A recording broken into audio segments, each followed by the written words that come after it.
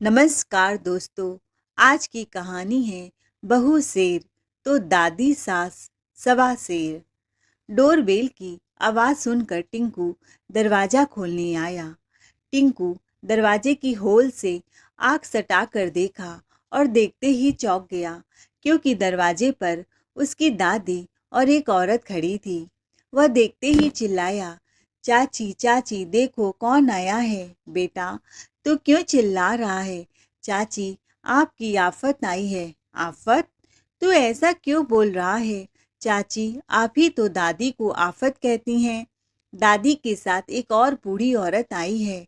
एक और औरत? चाची, दरवाजा खोल दूं क्या?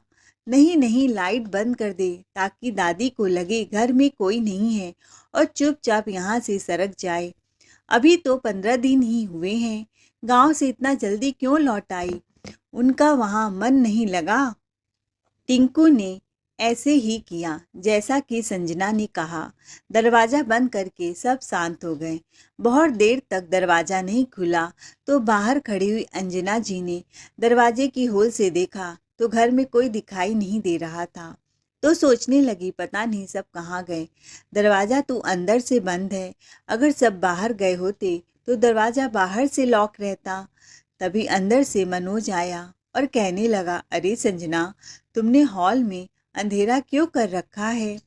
संजना बोली, सुनिए जी, माँ जी आई हैं और साथ में एक और औरत है। एक और औरत? कौन है?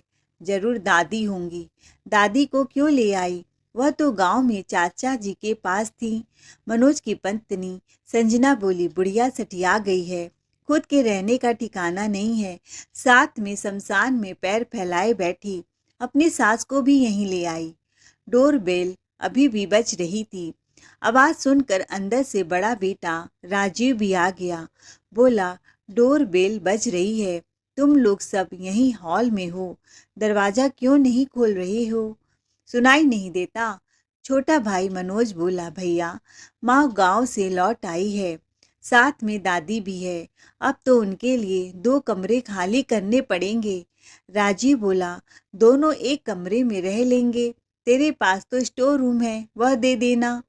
मनोज बोला, स्टोर रूम बहुत छोटा है, ऊपर से कोई खिड़की नहीं है, वहां पर 2 खटिया नहीं बिछ पाएगी। माँ का कमरा आपके हिस्से में आया है, आप वही कमरा उन्हें लौटा दो। माँ के मरने के बाद उनसे वापस ले लेना। डोरबेल अभी भी बजती जा रही थी।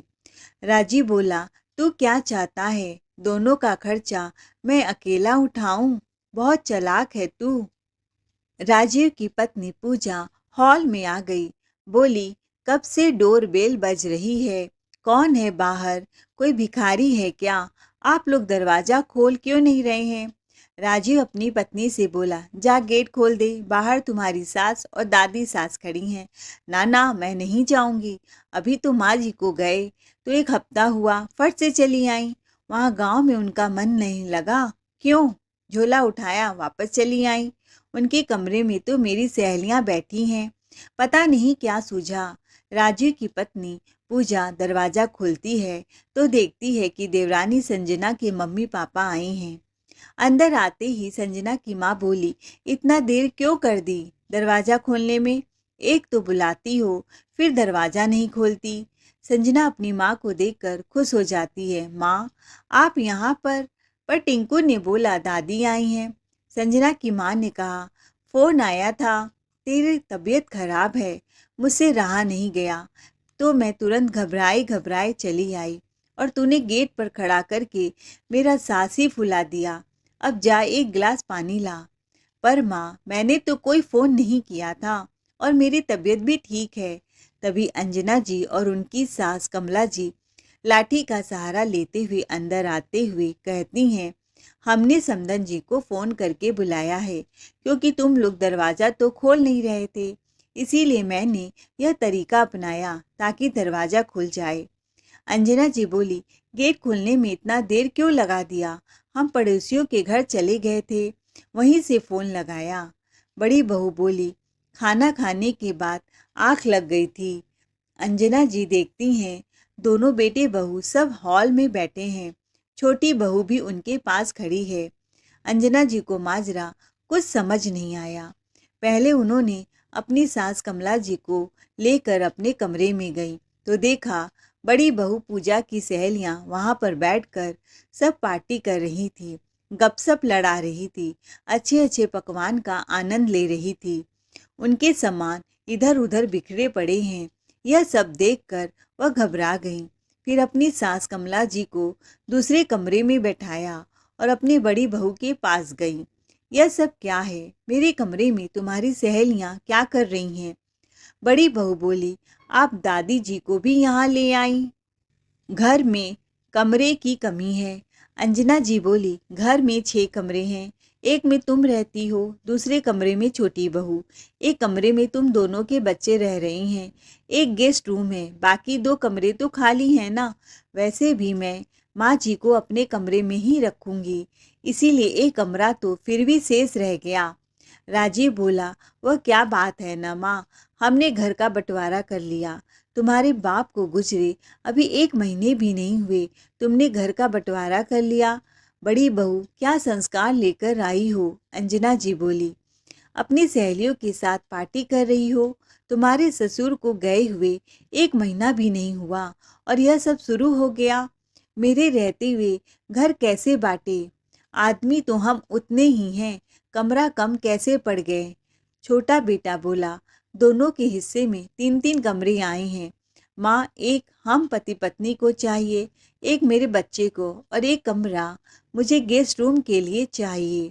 अंजना जी बोली, ऐसा करो बेटा, दोनों भाई गेस्ट रूम एक ही रख लो, 2 गेस्ट रूम की क्या जरूरत है? राजीव बोला, माँ आप स्टोर रूम में रह ले, वहाँ जमीन पर गद्दे बिछा देंगे। अब देखो ना, संजना की माँ आई है, उधर पूजा की सहेलियाँ भी हैं। एक काम करो, आप स्टोर रूम में रह लो। बेटा, दादी तो गांव की है, उनको खुले में रहने की आदत है और स्टोर रूम बहुत छोटा है, उसमें खिड़की भी नहीं है, घुटन हो जाएगी। मैं तो अपने कमरे में ही रहूंगी। बहू अपने सहेलियों से बोलो, पार्टी खत्म हो गई हो तो यहाँ से चलते बने। माँ जी, अभी 1 घंटे पहले ही तो वह घर में आई हैं, अभी मैं उन्हें जाने के लिए कैसे कह सकती हूँ? दरअसल अंजना जी के पति यानी कमला जी का बड़ा बेटा परलोक सिधार गया है। बेटे की अचानक मौत से कमला जी सदमे में चली गई और बीमार रहने लगी। अंजना जी अपनी सास को माँ की तरह मानती थी, उनका बहुत सम्मान करती थी। इसीलिए सासू माँ की देखभाल के लिए वह कुछ दिनों के लिए गांव गई थी, ताकि सास की सेवा कर उन्हें ठीक कर सके।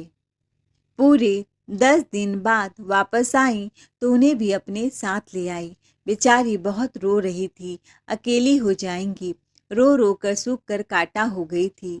अंजना जी को अपनी देवरानी पर बिल्कुल भरोसा नहीं था कि वो कमला जी का सही ढंग से देखभाल कर लेगी। कुछ दिनों में देवरानी भी अपने बेटे बहू के घर शहर रहने के लिए हमेशा के लिए जाने वाली थी, मगर आज अपने घर का वातावरण देखकर घबरा गई। आज पहली बार उन्हें अपने बेटे पराये से लग रहे थे। अंजना जी स्टोर रूम वाले कमरे में बैठी थी कि स्टोर रूम के दीवार पर टंगी उनके अपने पति की फोटो को देखा तो रो पड़ी। कहने लगी, इतना बड़ा घर दिया, फिर भी बेटों ने आपकी तस्वीर को स्टोर रूम में टांग दिया। बच्चों ने मेरे कमरे को भी छीन लिया। वह फोटो के सामने खड़ी होकर बुदबुदाई, आज तो आपके बेटे मुझे अजनबी से लग रहे हैं। ऐसा लग रहा है जैसे किसी पराए घर में आई हूँ। जब आपकी फोटो के लिए ही जगह नहीं है तो मेरे लिए क्या जगह होगी? आपके मरते ही बेटे बहू का रवैया बिल्कुल बदल गया जी। अंजना जी ने स्टोर रूम में गद्दा बिछाया, अपनी सास को वहीं पर लेटा दिया। सुबह का आए आए रात हो गई। दोनों बहुओं ने सास और दादी सास को खाने को क्या पूछती जब पानी तक नहीं पूछा। अंजना जी खाने का इंतजार करती रहीं, मगर 9 बज गए, खाना नहीं आया। उनकी सास भूख से छटपटा रही थी। अपनी सास की हालत वह देख नहीं पाई। उठकर खुद रसोई में गई तो देखा दोनों बहुओं ने रसोई को भी 2 हिस्सों में बांट लिया था, 2 गेट निकाल दिए थे। अंजना जी बोली, बहू सुबह से खाने को कुछ नहीं मिला, दोनों बहुएं चुप थी, एक दूसरे का मुंह ताक रही थी। बड़ी सोच रही थी छोटी देगी और छोटी सोच रही थी बड़ी खाना देगी। एक से बढ़कर एक खाना बनाने में दोनों बहुएं बिजी हैं, जैसे कोई कंपटीशन चल रहा हो। बड़ी बहू अपनी सहेलियों के लिए सेवइयां, पिज्जा, पास्ता और छोटी बहू पनीर पुलाव पकौड़े बना रही थी। जैसे लग रहा था कोई मास्टर शेफ में कंपटीशन में गई हूँ। यह देखकर अंजना जी खुश हो जाती हैं। कहती हैं, तुम लोग इतना कुछ बना रही हो दादी सास के लिए। बहू, बहुत दिनों से अच्छा खाना नहीं खाया। मुझसे भी अब बुढ़ापे में इतना काम तो हो नहीं पाता। चलो अब घर आ गई हूँ, चैन से दो रोटी बना बनाया खाने को तो मिलेगा। माँ जी, आज घर में मेहमान आए हैं तो हम उनके लिए स्पेशल बना रहे हैं। यह मत सोचो आपको भी दावत मिलेगी। आप खाने के बारे में ना सोचिए। 90 बरस की दादी सास को आप यह सब खाना खिलाएंगी, उन्हें हजम नहीं होगा। खटिया फिर से पकड़ लेंगी और आपको उनका सेवा करना पड़ेगा। हम तो उनको छूने वाले नहीं। अब जाकर खिचड़ी ही बना लीजिए। बहू, मेरी सास तो खिचड़ी खाएगी क्योंकि उनके दांत नहीं हैं। वह यह सब खाना नहीं खा पाएगी, पर मैं तो खा सकती हूँ ना। छोटी बहू बोली, माँ जी, मेरा 8वां महीना चल रहा है और आप यह जान लीजिए कि कोई आपके लिए पकवान नहीं बनाया है, अपनी माँ के लिए बनाया है। बड़ी मुश्किल से हाँफते हाँफते अपने माँ के लिए खाना बनाया है। बहुत भूख लगा है तो फ्रिज में ब्रेड बटर बचा है, खा लीजिए। नहीं तो आप बड़ी भाभी से बोलिए खिचड़ी बना देंगी। बड़ी बहू संजना बोली, माँ जी, मेरी सहेलियाँ आई हैं, आपको दिखाई नहीं देता। अब आप आफत लेकर आई हैं तो खिचड़ी आप खुद ही बना लें। आप ही उस हड्डी के ढांचे को यहाँ उठाकर ले आई हैं। अंजना जी को गुस्सा आ गया। बोली, बड़ी बहू, अपनी जबान को संभाल कर बात कर। वह मेरी सास है, मेरी सगी माँ से भी बढ़कर है। एक बार मेरे बारे में कुछ बोलोगी मैं सुन लूँगी, लेकिन सास के बारे में बोलोगी तो तेरी जबान खींच लूँगी। आने दो बेटे को तो बताती हूँ। लो आ गए राजीव, निकाल लो अपना भड़ास। बेटा देख रहा है तेरी बीबी दादी के बारे में कितना अनाप शनाप बक रही है। उसके लिए एक कटोरी खिचड़ी देना इनको भारी लग रहा है। माँ, पूजा तो सही कह रही है और मुझे और भी काम है। सुबह सुबह तुम लोगों का पचड़ा सुनकर अपना दिन नहीं खराब करना चाहता। अब मुझे काम पर जाने दे। इतना कहकर राजीव गुस्से में चला गया। बड़ी बहू तो पति का साथ पाकर और बोलने लग गई। फिर बोली, बुढ़िया के बारे में बोलूँगी तो क्या कर लोगी आप? यहाँ आपकी रोटियों का ठिकाना नहीं है और आप एक बोझ और उठा कर ले आई हैं। आंखें मत दिखाओ माँ जी, अब आपके दिन गए। कहते हुए बड़ी बहू रसोई को कुंडा लगाकर अपने कमरे में जाने लगी। और माँ जी, आपको कोई शर्म लिहाज है? मेरी सहेलियाँ आई हैं, सब मेहमानों के बीच आप तमाशा कर रही हैं, चुपचाप नहीं बैठ सकती। सुनिए सासू माँ, मैं सिनेमा देखने जा रही हूँ। फिर छोटी बहू ने भी वही किया, अपने रसोई में ताला लगाकर अपने कमरे में चली गई। यह सब देखकर अंजना जी के पैरों में जान ही नहीं बची। वह आंगन में बैठ गई और आंखों में आंसू उमड़ आए। अंजना जी स्टोर रूम में गईं और गांव से जो टिफिन बनाकर लाई थी अपने झोले से निकाला। उसमें 2 रोटियां अभी भी बची थी और सब्जियां थी जो खराब हो गई थी, पर रोटी सही थी। फिर कुछ पैसे लेकर वह बाजार गईं और दूध ले आईं। फिर रोटी को चूर चूर करके अपनी सास को चम्मच से खिलाने लगी। पहला निवाला मुंह में जाते ही सास ने कहा, दोनों बेटे बहू हाथ से निकल गए। कमला जी को 90 साल हो गए थे दुनिया देखते हुए। उन्हें अनुभव से ही जान लिया कि मामला खराब है। अंजना जी बोली, ऐसा कुछ नहीं है माँ जी, आप बेवजह शक कर रही हैं। कमला जी बोली, जब बहू 1 घंटे बाद गेट खोले तभी मैं समझ गई।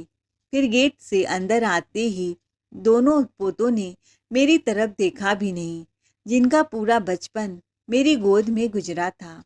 अरे, जब मैं अंदर आई उन्होंने मुझे देखा तक ही नहीं। मैं तभी समझ गई कि अब बेटे अब पराए हो गए हैं। मुझे अंजना कल सुबह ही गांव ले चल, वहीं हम ठीक हैं। शहर की आबो हवा ठीक नहीं है। बच्चे जब बदल जाए तो हमें भी अपना रुख बदल लेना चाहिए। उनकी बात सुनकर अंजना जी रो पड़ी। सोचने लगी, पता नहीं शायद मेरे संस्कारों में कहीं कमी हो गई, मेरी परवरिश में कहीं कमी हो गई। कमी तेरी परवरिश में नहीं, शहर की हवा में है। आजकल शहर के बच्चों को आज़ादी चाहिए होता है। सास की सेवा करना कोई नहीं चाहता। धीरज रख, अब अपना मन मत खराब कर उन बच्चों के लिए। इतना कहकर कमला जी अपनी बहू अंजना की आंखों से आंसू पोंछने लगी और प्यार से सर पर हाथ फेरा। थोड़ा अपनापन मिला तो वह और फूट फूट कर रो पड़ी। दिल में दबे जज्बात बाहर निकल आए। कमला जी बोली, तुम मुझे दोनों रोटी मत खिला, एक रोटी तू भी खा ले। मैं भी तेरी सास हूँ, मेरी बात मान पगली। रात को जब बेटे आए, दोनों ने माँ और दादी माँ की कोई खोज खबर नहीं ली। अपने अपने कमरे में जाकर सो गए। यह भी नहीं पूछा कि माँ ने कुछ खाया या नहीं खाया, दादी की तबीयत कैसी है। बड़ी बहू आधी रात को सिनेमा देखकर सीधा अपने कमरे में चली गई और सब खिलखिलाकर हंस रहे थे, जैसे रात नहीं सुबह हुई है। माँ अपने घर में, अपने कमरे में नहीं, स्टोर रूम में सो रही है और पूरे घर में बेटे बहुओं ने कब्जा कर डाला है। बड़ी बहू के हिस्से में उसकी सहेलियां हैं और छोटी बहू के कमरे में उसकी माँ है। सुबह हुई, बड़ी बहू स्टोर रूम में आई और कहने लगी, माँ जी, ओ माँ जी, उठिए, इतना देर हो गया है, अभी तक आप सो रही हैं। सुबह के 5 बज रहे हैं। बहू, अभी तो सुबह के 5 बज रहे हैं। अच्छा, चाय लाई हो, रख दो, मैं उठकर पी लूंगी। जा पहले दादी सास को उठा दे। जगह बदलने से मुझे रात को देर से नींद आई थी। बड़ी बहू बोली, माँ जी, चाय वाय आप गांव में ही जाकर पी लीजिएगा। ऑटो खड़ा है, आप दोनों गांव के लिए चली जाइए। सामान तो पैक है ना, आपके बेटे गांव भेजना चाहते हैं। तभी छोटी बहू संजना भी आती है और कहती है, अच्छा हुआ मेरी माँ को आपने बुला लिया। वैसे मैं भी माँ को बुलाने ही वाली थी, क्योंकि मेरा 8वां महीना चल रहा है और मुझे आपकी कोई ज़रूरत नहीं है। आपको मेरे होने वाले बच्चे की चिंता करने की ज़रूरत नहीं है। मेरी माँ यहाँ है, वह सब कर लेंगी। आप गांव चली जाइए। आपका गांव में 4 कमरों का घर है, वहाँ आप और दादी माँ आराम से रह लेंगी। अपना सामान उठाइए और यहाँ से चलती बनिए। अंजना जी सोकर उठ भी नहीं पाई थी और बहुओं ने उन्हें अपने घर से निकालना शुरू कर दिया। शायद अंजना जी को पहले से ही आभास था। अंजना जी और उनकी सास कमला जी दोनों आंखें मलते हुए उठीं। अपने बेटे से बोला, गांव तो जा रही हूँ, पर मेरा खर्चा कौन उठाएगा। माँ, तुम्हें खर्चे की क्या जरूरत है। तुम्हारे अकाउंट में पिताजी के दिए हुए कुछ पैसे हैं, उन्हीं से गुजारा करो। बहुत कर लिया अपनी मनमर्जी। इस घर में आप हमेशा अपनी चलाती रहीं, मगर अब आपकी बहू बर्दाश्त नहीं करने वाली। अगर आप यहाँ रहेंगी तो रोज़ बेवजह कलह होते रहेंगे, लड़ाई झगड़ा होगा और हम यह नहीं होने देना चाहते। इसीलिए आप यहाँ से चली जाइए। अपने बेटे की बात सुनकर कमला जी की आंखें भर आई। तुझे तो शहर की हवा लग गई बेटा, तेरी आंखों में शर्म लिहाज कुछ भी नहीं बची। अपने पति की फोटो को उठाया और रोते रोते अपने घर को छोड़कर हमेशा के लिए गांव चली गई। और बेटे भी इतने नालायक थे कि अपनी माँ को बस में भी नहीं बैठाया। पोता टिंकू कहता है, माँ, अब दादी को ऐसे घर से क्यों भगा रही हैं? यह सही बात नहीं है। चुप रे, जा अपने कमरे में खेल, बड़ों के बीच में मत पड़ा कर, पूजा बोली। अब अंजना जी जब गांव पहुंचती हैं तो देखती हैं उनके देवर गांव छोड़कर कहीं और जाने की तैयारी कर रहे हैं। अंजना जी की सास कमला जी बोली, बेटा लखन, तू कहाँ जा रहा है? एक बेटे के घर से तो भगा दी गई, अब तू भी हमें छोड़कर जा रहा है। हाँ माँ, मैं अपने बच्चों के साथ शहर जा रहा हूँ। पर तू भी ध्यान रखना, अपने गांव की ज़मीन मत बेचना। देख आज अंजना की क्या हालत हो गई। कैलाश के जाने के बाद वह भी बेघर हो गई है। अब गांव में ही उसका ठिकाना है।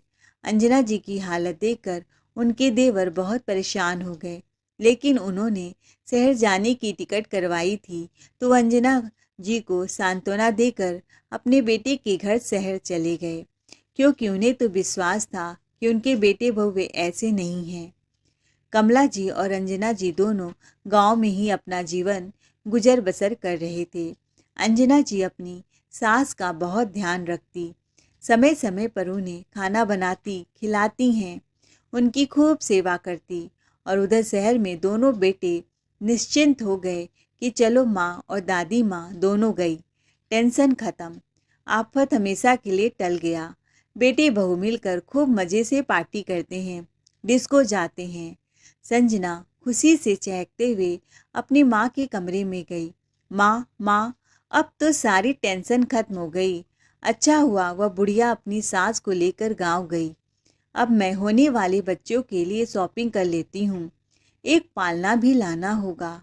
सुनो बिटिया, तुम्हारे ससुर जी खत्म हो गए थे तो मैं तो तेरी गोद भराई नहीं कर पाई। अब हम गोद भराई के रस्म कर लेते हैं। हाँ माँ, तुम सही कह रही हो। और सुन संजना, ऐसी हालत में तू शॉपिंग करने मत जा, मैं अकेले चली जाती हूँ। ठीक है माँ, मेरी फेवरेट रेड कलर का मुन्नी के लिए कपड़े लाना, और तब से मैं अपनी सहेलियों को इनवाइट कर लेती हूँ। छोटी बहू ने तो अपना गोद भराई की रस्म किया, पर अपनी सास को नहीं बुलाया। दुनिया के लोगों को बुलाया, निमंत्रण दिया, उसके मायके से सब लोग आए, सहेलियां आईं, पर वह सास जिन्होंने बड़े प्यार से उसे अपने घर की छोटी बहू बनाकर लाई, उन्हें वह बुलाना ही नहीं चाहती थी। दोस्तों, आजकल ऐसा ही होता है। लोग बहाने से सास ससुर को बाहर भेजकर घर में जन्मदिन और सालगिरह की पार्टी मनाते हैं। यह बिल्कुल सही नहीं है। 2 दिन बाद की गोद भराई की रस्म शुरू हुई। सब मेहमान संजना को होने वाले बच्चे की बधाई देते हैं। उसकी माँ होने वाले बच्चों के लिए सोने के कड़े और चैन देती है। संजना कहती है, माँ तूने मेरे होने वाले बच्चे के लिए चैन दिया। अगर तुम्हारी जगह मेरी सास होती तो 101 रुपये से ही काम चला लेती। और वह बूढ़ी दादी 10 रुपये पकड़ा देती और कहती, खूब जियो खुश रहो, आशीर्वाद से ही काम चला लेती। अच्छा हुआ टेंशन गया, पूरी तरह से छुटकारा मिल गया। गोद भराई की रस्म होने के बाद सारे मेहमान खाना खा रहे थे। ठीक उसी समय दरवाजे की घंटी बजी। एक आदमी आया, उन्होंने एक लिफाफा पकड़ाया। मनोज दरवाज़ा खोलता है और बोलता है, हाँ जी, आपको किससे मिलना है? जी राजीव। मनोज का घर यही है? उस आदमी ने कहा। हाँ जी, हाँ मैं मनोज हूँ, आपके लिए गिफ्ट। संजना कहती है, अजी गिफ्ट जरूर मेरे होने वाले बच्चे के लिए किसी ने दिया होगा। हाँ हाँ रुक जाओ, मैं देखता हूँ। और मनोज लिफाफा खोलता है तो जो पढ़ता है तो उसको पढ़कर चौंक जाता है, उसकी बोलती बंद हो जाती है। संजना कहती है, क्या हुआ, कुछ बोलो तो सही। राजीव भी आ जाता है। क्या हुआ मनोज, तुम इतनी खामोश क्यों हो? मनोज उसके हाथ में लेटर पकड़ाता है। राजीव जब लेटर पढ़ता है तो वह भी चौंक जाता है। वह आदमी कहता है, यह इस घर के कागजात हैं, अब मैं इस घर का मालिक हूँ। यह घर आपकी माँ ने हमें बेच दिया है। आप इसे तुरंत खाली कर दे, नहीं तो पुलिस को बुला दूंगा। राजीव और मनोज दोनों के हाथ पांव फूल गए। इधर राजीव परेशान था कि यह क्या हो गया। अभी टेंशन गया ही था कि फिर से टेंशन आ गया। राजीव सदमे में आ गया। अभी के अभी घर खाली करो, उस आदमी ने तेज आवाज में कहा। उसने बहुत कोशिश की, मगर उन लोगों ने जबरदस्ती राजीव और मनोज का सामान घर से बाहर फेंकना शुरू कर दिया। सारे मेहमान वहां खड़े तमाशा देख रहे थे। राजीव तो सड़क पर आ गया था, उसे समझ नहीं आ रहा था क्या करे। संजना हाथ जोड़कर बोली, भैया हमें कम से कम एक रात तो यहाँ रहने दो, मैं प्रेग्नेंट हूँ, ऐसी हालत में मैं कहाँ जाऊँगी। आप कहीं भी जाइए, मुझे कुछ नहीं पता। जब आपने अपनी माँ को इस घर से निकाला था, तब आपने उनके बारे में सोचा? नहीं ना, तो मैं क्यों सोचूं? मैं तो इस घर का मालिक हूँ। आप यहाँ से चली जाइए। जो आपको करना है करिए। मुझे आपसे कोई मतलब नहीं। राजीव और मनोज संजना की माँ के घर पहुँचे कि रात वहीं गुजार लेंगे, पर संजना के भाई भाभी ने भी उन्हें वहाँ रहने नहीं दिया। उसकी भाभी बोली, संजना दीदी, जब आपने अपनी सास को माँ नहीं समझा, तो मैं अपनी ननंद को बहन क्यों समझूं? आप प्रेग्नेंट हैं तो सारा बोझ मैं क्यों संभालूं? आपका इस घर में कोई अधिकार नहीं है। संजना की माँ हाथ जोड़कर बोली, बहू ऐसा मत कर, कहाँ जाएगी बेचारी इस हालत में। माँ जी, आपको यहाँ रहना है तो रहो, नहीं तो आपको भी घर से निकाल देती हूँ। मजबूरी में उन्हें सड़क पर ही रात बिताना पड़ा और भागा दौड़ी में संजना के पेट का दर्द बढ़ गया। उसे खूब दर्द होने लगा। वह रोने लगी। मनोज घबराता हुआ उसे अस्पताल ले गया, पर रात को कोई इमरजेंसी में भी उसे एडमिट नहीं कर रहा था। वह पागलों की तरह हॉस्पिटल के चक्कर लगाता जा रहा था। अंततः उसे किसी एक सरकारी अस्पताल में एडमिट कर लिया गया, पर उसके बच्चे को नहीं बचाया जा सका। मनोज का रो रो कर बुरा हाल हो रहा था। संजना तो सदमे में आ गई। वह बुत बनी रहती, किसी से बात न करती। शायद उसे एहसास हो रहा था कहीं न कहीं उसने अपने सास के साथ बहुत बुरा किया था। आज उसे उनके बुरे कर्मों की सज़ा मिल रही थी। सुबह हुई तो उन्होंने एक छोटा सा घर किराए पर लिया और वहीं पर दोनों भाई चले गए। कुछ दिन बाद राजीव अपनी माँ से बात करने के लिए गांव निकल पड़ा, मगर जब गांव पहुंचा तो उसे पता चला गांव की सारी प्रॉपर्टी माँ ने बेच दी। खरीदने वाले रसूख वाले लोग हैं। उनकी माँ दादी के साथ कहाँ गायब हो गई किसी को नहीं पता था। बगल में उसके चाचा रहते थे, वह भी गांव छोड़कर शहर चले गए थे अपने बेटे के पास। फिर एक पड़ोसी ने कहा, राजीव, मनोज, तुमने अपनी माँ के साथ अच्छा नहीं किया। वह गांव भी छोड़कर चली गई हैं और साथ में अपनी सास को भी ले गई। मना करता रहा पर वह न मानी। पड़ोसी ने चिट्ठी पकड़ाई। वह चिट्ठी उसकी माँ की थी। उसने चिट्ठी खोला तो लिखा था, आ गए बेटे, मैं जानती हूँ तुम यहाँ पर जरूर आओगे, इसीलिए मैं चिट्ठी छोड़कर जा रही हूँ।